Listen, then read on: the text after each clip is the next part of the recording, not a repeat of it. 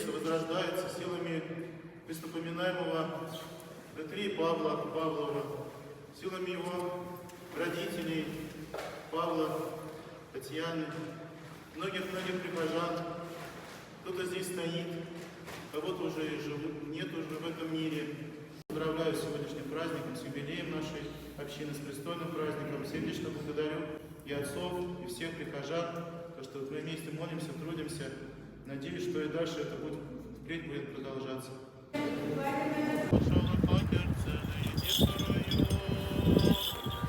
Теге патшаларында аны урнаштырсын ие, безгә дә изгелекләр булып торсын.